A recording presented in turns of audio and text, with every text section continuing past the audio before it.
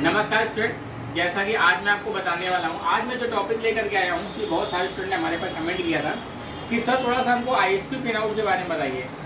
आज मैं आपको जो बताने वाला हूँ कि जो हमारा ISP पिन आउट का जो मेथड होता है वो अपना जो MT प्रोटोकॉल होता है उसमें कैसे काम करता है। दूसरी बात क्या होता है, जो ISP मेथड होता है वो U5 के अंदर कैसे काम करता है, मैं उसको भी बारे में आपको बताने वाला हूँ। तो कुल मिलाकर अगर देखा जाए तो मैं आपको जो समझाने वाला हूँ वो ISP पिन आउट के बारे में समझाने वाला हूँ कि ISP पिन आउट का पूरा जानकारी कि ISP पिन आउट कैसे काम करता है, किस तरीके से वर्किंग करता है, ISP पिन आउट की पूरी जो डिटेल्स होती है वो भी मैं आपको देने वाला हूँ। तो सबसे पहली बात क्या काम करते हैं कि सबसे पहली बात मैं आपको समझाना चाहता हूँ कि ISP पिन की हमको जरूरत क्यों पड़ी, हमको क्या ऐसी जरूरत पड़ी कि हमको ISP पिन आउट को काम करने का मेथड आ गया या ISP पिन आउट से काम करने की जरूरत पड़ गई। तो क्यों जरूरत पड़ गई? सबसे पहली बात क्या है, जैसे मेरे पास कोई भी मोबाइल फ़ोन रिपेयर होने के लिए आता है तो उस मोबाइल फ़ोन को हम लोग कनेक्ट करते हैं और जो हमारे सॉफ्टवेयर है जैसे हमारे डोंगल्स आते हैं इस डोंगल को यूज़ करते हैं और इस डोंगल के द्वारा मोबाइल फ़ोन को कनेक्ट करते हैं और अनलॉक कर देते हैं, लॉक खुल जाता है। लेकिन कुछ मोबाइल फ़ोन ऐसे आते हैं जो डोंगल के अंदर लॉक तोड़ने का उसके अंदर फीचर नहीं दिया होता, जैसे ओप्पो A3s हो गया, रियलमी का C1 हो गया, A5 2020 हो गया। ये बहुत ऐसे मॉडल होते हैं जिस मॉडल को हम लोग इसके माध्यम से क्या कर सकते हैं, अनलॉक नहीं कर सकते। तो वो हम लोग क्या काम करते हैं, ISP पिन आउट मेथड के द्वारा अनलॉक करते हैं। क्या रीजन होता है, क्या तरीका होता है, मैं आपको थोड़ा सा समझाने वाला हूँ। पहले आप थोड़ा सा समझें, उस चीज़ को पूरा डिटेल में दें, फिर आपको पूरा क्लियर होगा। सबसे पहली बात क्या, ISP की हमको जरूरत क्यों पड़ी, ISP कैसे काम करता है, मैं वो बताने वाला हूँ। जैसे हमारे मोबाइल फ़ोन में क्या होता है, CPU IC लगी होती है। ये CPU IC होती है। CPU IC मान लिया जैसे आपके पास क्वालिकॉम लगी है, मीडियाटेक लगी है, SPD लगी है, इस तरीके से कोई भी CPU IC लगी है। CPU IC कोड के लिए एक आपका लगा होता है जिसे हम लोग बोलते हैं USB जैक, इसे हम लोग बोलते हैं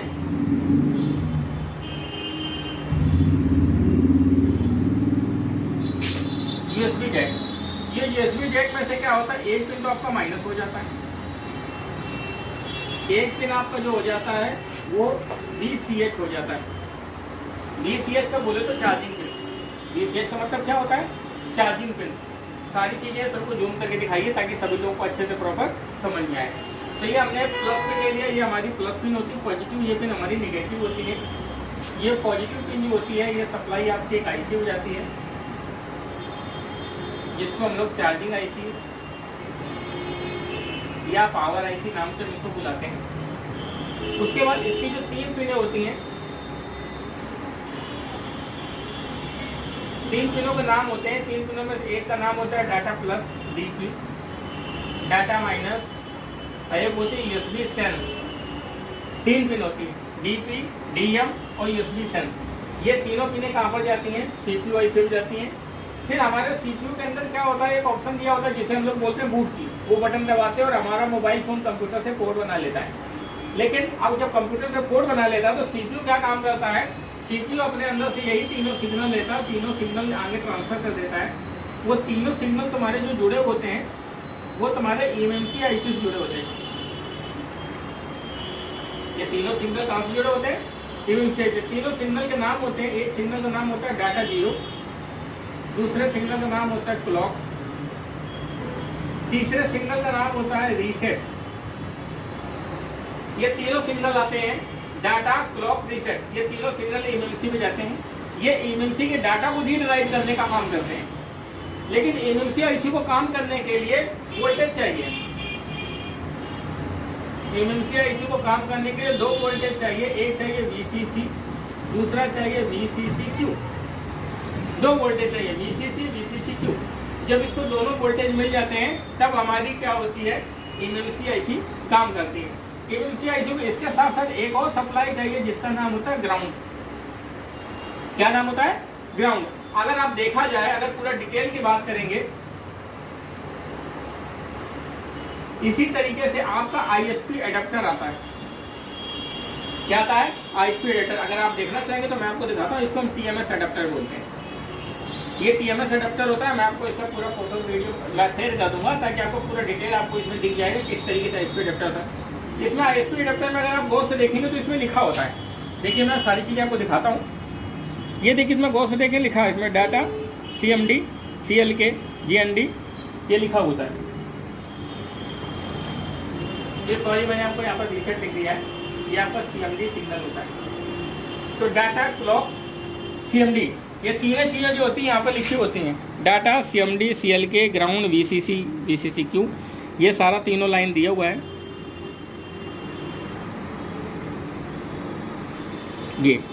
ये तीनों लाइन में देखेंगे सारी चीज़ें लिखी हुई हैं। ये सारी चीज़ें लिखने का मतलब क्या रहता है, ये तीनों सिग्नल यहाँ पर जाते हैं, MMC-IC जाते हैं, तब काम करते हैं। इसके अंदर अगर देखा जाए तो वही 3 पॉइंट होते हैं, 6 पॉइंट होते हैं। 6 में से 1 पॉइंट तो आपका ग्राउंड का हो गया, 1 पॉइंट जो हो गया ग्राउंड का हो गया। मैं भी कुछ जैसा सीक्वेंस में होता है वैसे ही लिख देता हूँ। 1 पॉइंट होता है आपका डाटा 0, दूसरा पॉइंट होता है CMD, तीसरा पॉइंट होता है CLK, फिर होता है GND, फिर होता है आपका VCCQ और VCC। इस तरीके से आपका एडाप्टर दिया होता है। इस एडाप्टर में अगर आप देखेंगे जितने भी सारे पॉइंट्स होते हैं, सारे पॉइंट्स आपके लिखे होते हैं। ये सारे एडाप्टर के अंदर पॉइंट्स आपके दिए होते हैं। अब हमको क्या करना होता है, अगर मान लिया हम USB केबल लगा दिया, USB केबल लगाने के बाद कंप्यूटर से कनेक्ट हुआ तो हमारे मोबाइल फोन में सॉफ्टवेयर डलेगा। अगर मान लिया इसका USB सेंस खराब हो जाता है, या मोबाइल फोन कंप्यूटर से पोर्ट नहीं बनाता, या हमारा मोबाइल फोन कंप्यूटर से नहीं काम कर पाता, तो हम लोग क्या काम करते हैं, इस TMS एडाप्टर के द्वारा जंपर लगाना होता है। जैसे डाटा के जंपर आप यहाँ पर देखेंगे, जो डाटा लगा हुआ है तो यहाँ पर बीच में ऐसे या तो छोटे छोटे पॉइंट्स दिए होते हैं, या तो कंपनी यहाँ पर कंपोनेंट्स लगा देती है, जैसे कैपेसिटर लगा दिया, या हो सकता है रजिस्टर लगा दे, ऐसे कंपोनेंट लगा देती। तो हम लोग क्या काम करते हैं, जैसे डाटा के जंपर डाटा पे लगा दिया, CMD के जंपर CMD पे लगा दिया, CLK के जंपर CLK पे लगा दिया, ग्राउंड का जंपर आपको ग्राउंड पे बोर्ड पे कहीं भी लगा देना है। उसके बाद VCCQ का जंपर लगा दिया, VCC का जंपर लगा दिया। इस तरीके से सारे जंपर लगा करके हम लोग क्या काम करते हैं, MMC-IC को रीड कर लेते हैं। जब MMC-IC को रीड कर लेंगे, फिर हमारा UEFI जो होता है वो सॉफ्टवेयर को ओपन करता है। सॉफ्टवेयर ओपन करने के बाद उसको फॉर्मेट कर देता है, अनलॉक कर देता है, फ्लैश भी कर सकता है, प्रोग्राम भी कर सकता है, सारे काम कर सकता है। तो कुल मिला के ऐसा कैसे किया, जैसे एग्जाम्पल की बात आती है कि हमने क्या किया, खाना लिया, मुंह में डाला, उसके बाद हमारे दिमाग पर गया, उसके बाद चबाया, खाना खाया, तब पेट पर गया, तब हमारी बॉडी को एनर्जी मिलती है। या तो हम ऐसा काम करें, पेट के अंदर छेद करके डायरेक्ट खाना डाल दें। तो उसी तरीके से ये MMC में से जो ISP मेथड होता है, ये मोबाइल फोन में MMC-IC पे डायरेक्ट सॉफ्टवेयर डालने के तरीकों को हम लोग ISP मेथड करते हैं, इसलिए हमको इस मेथड का यूज किया गया है। अब मैं आपको बताता हूँ कि जो डाटा पिन होती है ये क्या काम करती है। इसके द्वारा जो सिग्नल होता है MMC-IC पे जाता है, डाटा को रीड करता है। क्लॉक सिग्नल होता है, ये बताता है कि जो आपका डाटा जाएगा वो कितना स्पीड में डाटा जाएगा। उसके बाद जो CMD सिग्नल होता है, ये इसको कमांड देता है कि कमांड का मतलब होता है वो क्या करना है, उसको फॉर्मेट करना है, उसको बूट रीड करना है, बूट राइट करना है, क्या करना है, ये कमांड सिग्नल जाता है। उसके बाद VCCQ जो होता है वो MMC-IC को वोल्टेज देते हैं। जब उस पर वोल्टेज आएंगे तब MMC-IC आप पे रीड राइट होता है, या फॉर्मेट होता है, अनलॉक होता है, कुछ भी आप काम कर सकते हैं। तो इस तरीके से आप इसको यूज करते हैं। अब देखिए मैं आपको थोड़ा सा इसको समझाता हूँ और पूरा UEFI में डिटेल भी आपको बताता हूँ। जैसे मेरे पास ये पूरा इसका पूरा सेटअप है, पूरा सेटअप में मैं आपको समझा दूंगा।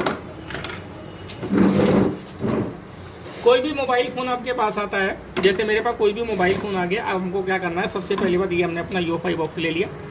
इस UEFI बॉक्स में क्या करना है आपको, ये जैसे मेरे पास बोर्ड आ गया, इस बोर्ड में हमारी जो CPU लगा है, MMC-IC लगी है। अगर हम गूगल पे देखिए, जैसे गूगल पे हमने सर्च किया Oppo A3s ISP pin out, आपका तुरंत सामने पेज खुल के आ जाएगा। सामने पेज में दिखाई देगा कि देखो भाई ISP पिन आउट इसके ये हैं, ये डाटा है, ये CMD, ये CLK, VCC की पूरा डिटेल आ जाता है। आपको उसमें से जंपर लेना है। उस जंपर से लेने के बाद उस जंपर को क्या करना है, इस TMS अडेप्टर पर जंपर लगाना है। TMS अडेप्टर पर जंपर लगाने के बाद इसको हमने ऐसे कनेक्ट कर लिया, फिर अपने कंप्यूटर में सॉफ्टवेयर के माध्यम से उसको रीड कर लिया। तो इस तरीके से हम लोग ISP पिन आउट से हम लोग इसको कोई भी मोबाइल फ़ोन को UEFI के माध्यम से अनलॉक कर सकते हैं। ये कनेक्टिविटी का तरीका है। दूसरा तरीका क्या है कि जैसे आपने डोंगल लिया, डोंगल को लगाया, लेकिन डोंगल लगाने के बाद इसका एक एड ऑन रिचार्ज आता है, वो आपको अलग से रिचार्ज कराना पड़ेगा। रिचार्ज करने के बाद फिर इस तरीके से आपको UEFI लाइट लेना पड़ेगा।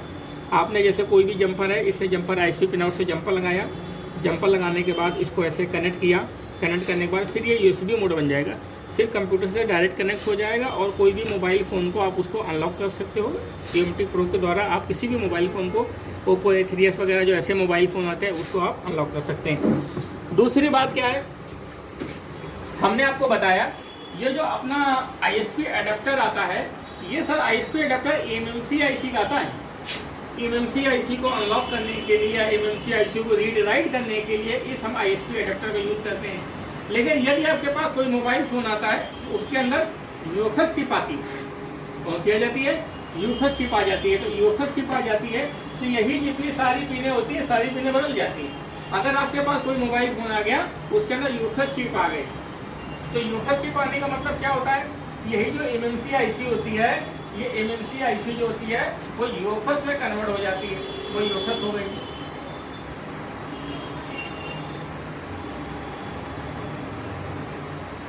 जब आपके पास UFS चिप आएगी तो आपके लिए UFS के लिए फिर आपको UFS अडेप्टर इस्तेमाल करना पड़ेगा।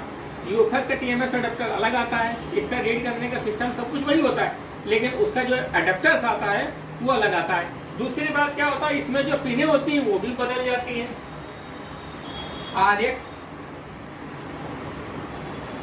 Plus data plus, RX data minus, फिर होता है TX डाटा प्लस, फिर होता है TX डाटा माइनस। इस तरीके से 4 पिनें हो जाती हैं, मतलब RX data plus, RX data minus, TX data plus, TX minus. उसके बाद एक पिन आपकी क्या हो गई? ग्राउंड हो गई। तो इस तरीके से हमारी क्या होती है, ये पिनें होती हैं। फिर इस पिनों को हम लोग क्या काम करते हैं, गूगल पे जैसे सर्च किया, जैसे मेरे पास आ गया Oppo A5 2020, हमने गूगल पे डाला Oppo A5 2020 ISP pin out, वो तुरंत बता देगा, स्क्रीन में बता देगा कि आपको कहाँ पर जंपर लगाने हैं। तो जिस तरीके से स्क्रीन पे गूगल पे जंपर खुल जाता है उसी तरीके से चारों जंपर लीजिए, RX data plus, RX data minus, TX data plus, TX data minus, वो चारों जंपर को लेकर के आप उसमें कनेक्ट कर दीजिए। उसके बाद आपकी MMC IC रीड हो जाएगी। जब आपकी MMC IC रीड हो जाएगी तो आप उसमें UFS चिप आपकी जब आपकी रीड हो जाएगी तो आप उसको फॉर्मेट कर सकते हो, फ्लैश कर सकते हो, प्रोग्राम कर सकते हो, जो भी सारे फीचर्स होते हैं सारे फीचर्स का आप अपनी तरीके से यूज कर सकते हो। लेकिन इसके लिए अगर आपको UFS चिप को रिपेयर करना है तो UFI के में फिर आपको UFS अडेप्टर भी परचेज करना पड़ेगा। लेकिन यही हमारा JTAG जो आता है, तो JTAG के अंदर इसका UFS का ऑलरेडी से फीचर इसके अंदर होता है, या IC फ्रंट के अंदर उसका UFS रीड करने का ऑप्शन दिया होता है, हम उससे रीड कर सकते हैं। तो जैसा कि दोस्तों आज मैंने आपको वीडियो में बताया कि किस तरीके से हम लोग ISP पिन आउट का यूज़ करते हैं और ISP पिन आउट हमारे लिए क्या काम करते हैं, वो सारा मैंने बताया। दूसरी बात मैं आपको एक चीज़ और बताना चाहता हूँ, जो VCC और VCC होते हैं इसमें वोल्टेज आते हैं। VCC 1.8, 1.8, 2.8 इस तरीके से वोल्टेज आते हैं। ये वोल्टेज कहाँ से आते हैं? पावर IC के थ्रू आते हैं, तब आपकी MMC IC ऑन होती है।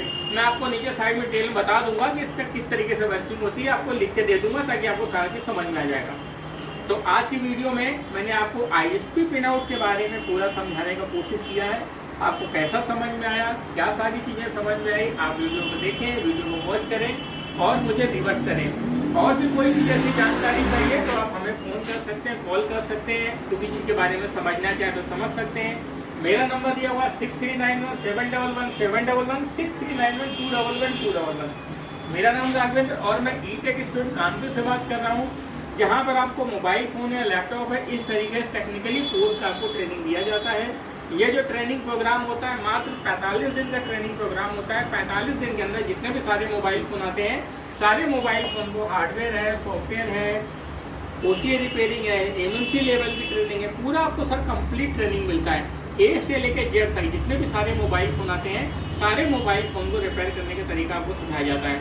अगर आप भी ऐसे लोग हैं जो अभी फ्री हैं या मोबाइल फ़ोन रिपेयरिंग में काम कर रहे हैं, उनको नॉलेज पूरा नहीं है या अपना बिजनेस स्टार्ट करना चाहते हैं, तो सर आप ये काम सीख करके आजकल के टाइम पे बहुत अच्छी बेहतर अपॉर्चुनिटी है और आप सीख करके आप अपना खुद का बिजनेस स्टार्ट कर सकते हैं और अच्छा काम कर सकते हैं।